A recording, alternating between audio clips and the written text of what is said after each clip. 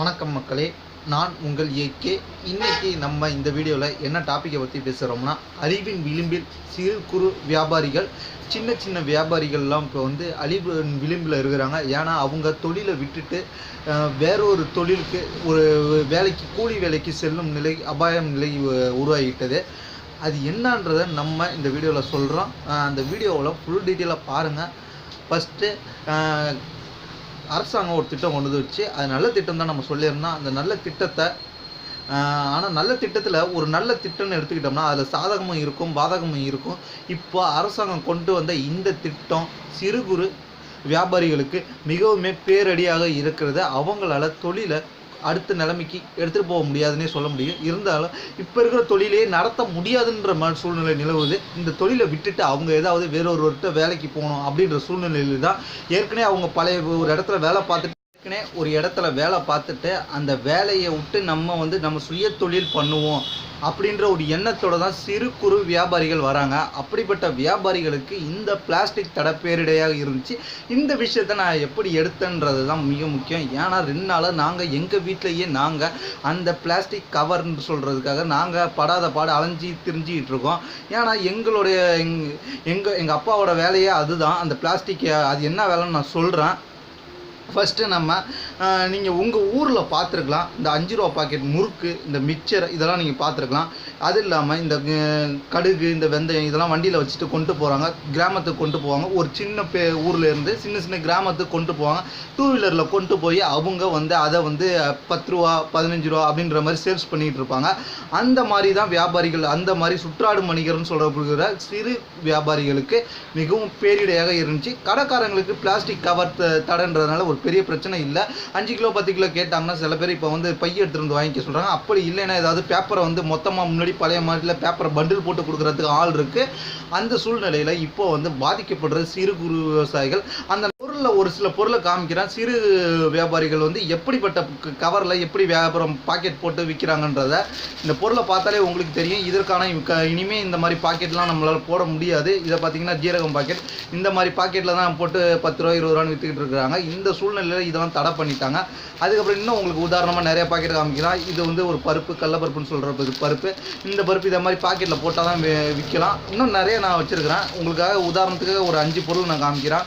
இதை பார்த்தீங்கன்னா இந்த மாதிரி பொருட்கள் தான் சேல்ஸ் பண்ணிக்கிட்டு இருக்காங்க. இப்படிப்பட்ட சூழ்நிலையில் இதுக்கு முக்கியமாக தேவைப்படுற இந்த பிளாஸ்டிக் கவரை தடை பண்ணிட்டாங்க. நம்ம அரசாங்கம் தடை பண்ணிவிட்டு அது ஒரு நல்ல விஷயமா இருந்தாலும் இவங்களுக்கு சிறு குறு ஒரு விஷயத்தில் பாதகமும் இருக்கும் சாதகம் இருக்கும். அப்படிப்பட்ட சூழ்நிலையில் இந்த மாதிரி வியாபாரிகளுக்கு மிகவும் பேரிடையாக அமைஞ்சிருச்சுன்னு சொல்லலாம்.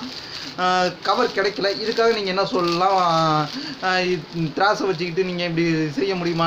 நாங்கள் கேட்டோம் நிறைய பேர்கிட்ட. இந்த கருத்து கணிப்பை எடுத்ததுக்கப்புறம் தான் நான் இந்த வீடியோவே உருவாக்குறேன். ஏன்னா எங்கள் ஏரியாவில் எக்கச்சக்கமான பேர் இந்த மாதிரி தொழில் தான் பண்ணிக்கிட்டு இருக்காங்க. அதனால் அவங்கள்ட்ட இருந்து உள்ள அவங்களோட கஷ்டத்தை உணர்ந்து தான் இந்த வீடியோவே உருவாக்குறோம். அதை ஒரு புறம் வச்சாச்சு. இப்போ நீங்கள் சொல்லலாம், திராஸில் வச்சுட்டு அப்படியே ஜாமானை கொண்டு போயிட்டு அவங்களுக்கு முன்னாடி எடை போட்டு மறித்து கொடுக்கலாமேன்னு சொல்லலாம். இது கடைக்காரங்களுக்கு ஓகேவா இருக்கலாம். ஒரு இடத்த விட்டு இன்னொரு இடத்துக்கு நகர்ந்து கொண்டு 2 வீலரில் வேலை பார்க்குறவங்களுக்கு கஷ்டம்தான். ஏன்னா 2 வீலரில் என்னென்ன ஜாமான் இருக்குன்னா எக்கச்சக்கமாக ஜாமான் இருக்கும். சோப்புகள், ஷாம்புகள், பிஸ்கட்டு எல்லாமே வச்சுருப்பாங்க. ஒரு பெட்டி கடைக்கு என்ன தேவையோ அதை விட அதிகமான ஜாமான், கிட்டத்தட்ட ஒரு 10,000 ரூபா 15,000 ரூபா ஜாமானை ஒரு வண்டியில் கட்டிட்டு அதாவது சாதாரண எக்ஸல் ஹெவி டியூட்டி வண்டியில் கட்டிட்டு எடுத்துகிட்டு போய் வியாபாரம் பார்க்குறதே மிகப்பெரிய சிரமம். அப்படிப்பட்ட சூழ்நிலையில் இவங்களுக்கு இந்த கவர்ன்றது மிகப்பெரிய பிரச்சனையாக இருந்துச்சு. அதுக்கு மாற்றாக சில பேர் என்ன சொன்னாங்கன்னா, அதையும் நம்ம காமிக்கிறோம். ஆனால் அந்த தொழிலில் இல்லாதவங்க தான் இந்த விஷயத்த சொன்னாங்க, அதுக்கு மாற்றான கவர்ன்ற வழிமுறையில். ஆனால் அதை ஏற்றுக்க மறுக்கிறாங்க. ஏன் அதை ஏற்றுக்க மறுக்கிறாங்கன்றது இந்த கவரை நீங்களே பார்க்கலாம். இந்த கவர் ஒரு அலுமினியம் கவர். இந்த கவருக்கு நம்ம அரசாங்கம் தடை விதிக்கலை. இந்த கவரை பார்த்தீங்கன்னா ஃபுல்லாக நல்லா ஹோலாக இருக்கும். ஆனால் இந்த கவரில் பார்த்தா வெளில உள்ளார என்ன பொருள் இருக்குதுன்னு தெரியாது. மக்கள் ஆனால் இந்த மாதிரி தான் மக்கள் வந்து இந்த மாதிரி தான் பளிச்சுன்னு இருக்கிற பொருளை தான் வாங்குவாங்க. இதுக்குள்ளே என்ன இருக்குன்றதே தெரியாது. அவங்களுக்கும் எடுத்து கொடுக்குறவங்களுக்கு சிரமம், வாங்குறவங்களுக்கு சிரமம். இப்படிப்பட்ட சூழ்நிலையில் பிளாஸ்டிக் தடையை வந்து போட்டிருக்கிறது ஒரு நல்ல விஷயமா இருந்தாலும் இவங்களுக்கு மிகப்பெரிய பேரிடையாக இருந்துச்சு. அவங்களோட மூலதனமே இந்த கவர் தான். அந்த மூலதனமே இல்லாத பட்சத்தில் என்ன பண்ணுவாங்கன்னு தெரியாது. இந்த நம்ம அரசாங்கம் வந்து இந்த கவரை வந்து நல்ல முறையில் மேற்கொண்டு ஒரு மொத்தமாக உருவாக்கி நல்ல வந்து மறுசுழற்சி செய்கிற வகையில் உருவாக்குற அளவுக்கு நமது அரசாங்கம் ஏதாவது வழி செஞ்சு அவங்களுக்கான மறுசுழற்சிக்காக இந்த கவரை மறுசுழற்சியில் இந்த மாதிரி கவரை உருவாக்கி கொஞ்சமாச்சும் அவர்களுக்கு தொழிலுக்கு வந்து பாதிப்பு ஏற்படாத அளவில் உதவுன்ட்டு எதிர்பார்க்குறோம்.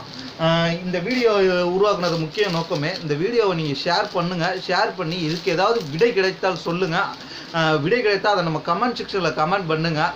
அப்படி நீங்கள் கமெண்ட் பண்ணுறது மூலமாக இந்த விடையை உங்களுக்கு தெரிஞ்சது அதை வந்து நம்ம இன்னொரு வீடியோவை மேக் பண்ணாலும் இங்கே பல குடும்பங்கள் வாழும். இந்த இதுக்கு ஏதாவது மாற்று வழி தெரிஞ்சிச்சுன்னா கடன்றதுனால மாற்று வழி எக்கச்சக்கமாக வச்சுருப்பாங்க. இவங்களால் மாற்று வழின்றது டூ வீலரில் கொண்டு போய் நீங்களே பார்க்கலாம்.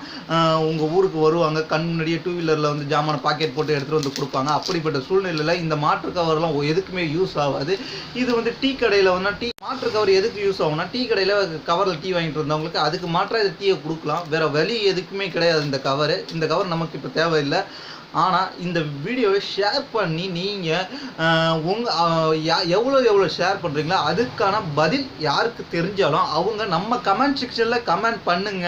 இதுக்கான மாற்று வழி எப்படின்றத அதை தெரிஞ்சுக்கிட்டு எங்களை போன்ற வியாபாரிகள் பயன்படுத்தும் அப்படின்ற மாதிரி தான் அவங்க கேட்டுக்கிட்டாங்க. இது அவங்களுக்காக உருவாக்கப்பட்ட வீடியோ தான். இந்த வீடியோ வந்து அவங்களுக்காக உருவாக்கப்பட்ட, ஏன்னா அவங்களோட கஷ்டத்தை அவங்க கூட இருந்து நாங்கள் பார்த்துருக்கோம். ஏன்னா நாங்களும் அதே தொழில் தான் பண்ணுறோன்ற சூழ்நிலையில் இந்த விஷயம் எங்களுக்கு ரொம்ப கஷ்டமாக இருக்குது. நாங்கள் ஒரு 2-3 நாளாக கவருக்காக அலைஞ்சோம். எந்த இடத்துலையுமே கவர் கிடைக்கல. கவரை முற்றிலுமே தடை பண்ணிட்டாங்க. அதுக்காக தான் இந்த வீடியோ மேக்கிங்.